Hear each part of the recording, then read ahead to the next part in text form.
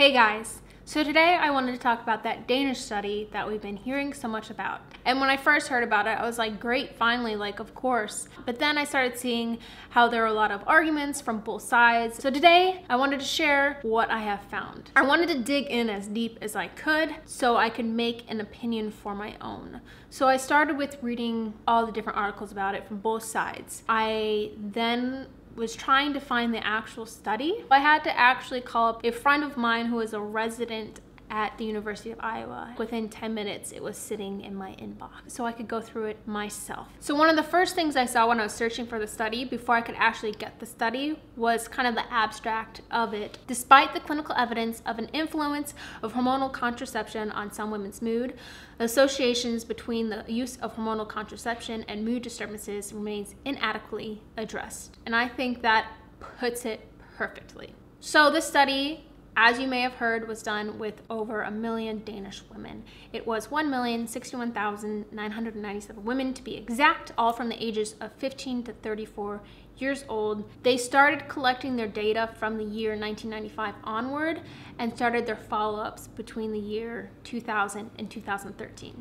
One thing they did that I appreciated in a study, I suppose, was they went and they excluded all the women with previous diagnosis of depression or use of antidepressants before their 15th birthday or before the start date of January 1st, 2000. And something one of the authors of the study said in an interview for another article I read was mood swings are often listed as a possible side effects of hormonal birth control, but clinical depression is not. So what the study did was it revealed a correlation between hormonal birth control and depression, but what it didn't do in a lot of the arguments is it didn't prove a direct link between the two. They didn't prove that hormonal birth control causes depression. So in his conclusion, Lidegaard called for more research to be done, which I wholeheartedly agree with, and I think everyone should agree with. He also said that he wasn't expecting this to make women throw out their hormonal birth control. He didn't want them to go and throw it out, but he wanted it to be something to kind of raise awareness of educating women about what they're putting into their bodies. So some of the things that the study shows: combined oral contraceptive users are 23% more likely to be depressed or on antidepressants. The mini pill users are 34% more likely, and the alternatives to pills like the IUD, coil, and ring have an increased rate of depression much higher than birth control pills, which is surprising because so many people point at these options as like, oh, well, if you don't like the pill, try these. And one of the things that I found that was teenagers, so it would be girls ages 15 to 19, had an 80% increased risk of depression. So their conclusion that I've kind of talked about, but I want to read exactly what it says, I think makes a great point. The use of hormonal contraceptives, especially among adolescents, was associated with subsequent use of antidepressants and first diagnosis of depression, suggesting depression as an effect of hormonal contraceptive.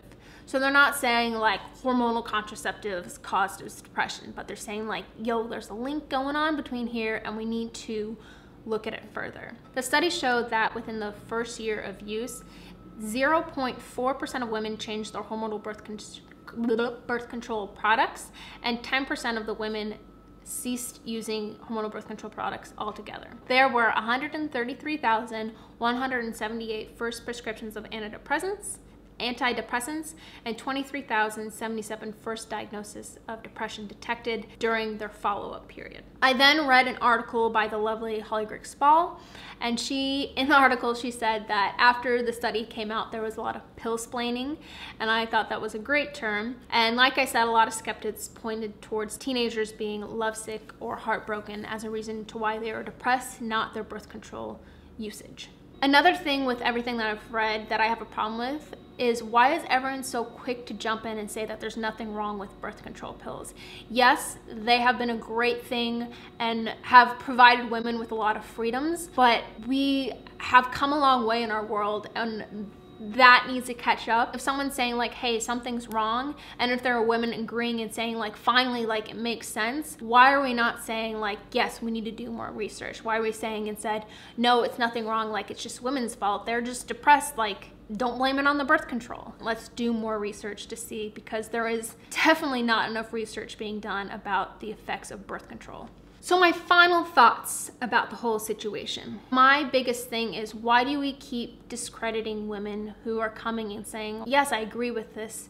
You know, there is something going on. There were a lot of bad side effects when I took a certain type of birth control. Why are we saying, you obviously know better than we do about what's going on with your body? We really need to do more studies into the negative side effects of hormonal birth control, because there is so much more going on there than we are aware of. And I really think we need to, you know, not necessarily stop handing out birth control, because that's not the solution, but we need to quit handing over the birth control without really explaining and getting the point across. Bad things can happen, and if they do, you know, maybe there is another form of birth control, or you need to stop taking it altogether. It's such a frustrating thing in your mind to be stuck in this spot of feeling like it's all in your head, or it's just you yourself and no one else out there is going through the same things, or not even knowing to link it between like all these awful things that are going on and what you're putting in your body every single day. Like, it took me years to put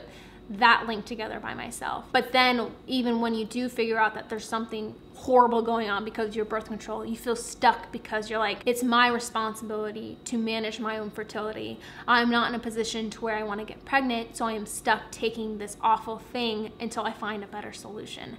And I think that is so disheartening, and that's something that really needs to change. That is how I've broken down the Danish study and all kind of the aftermath of it. I'm very curious to hear your thoughts and your questions down below, whether that's my experience with the pill or coming off of it. Also, do not forget to subscribe. I make more videos like this, and thank you so much for watching, and until next time, I'll see you guys. Bye.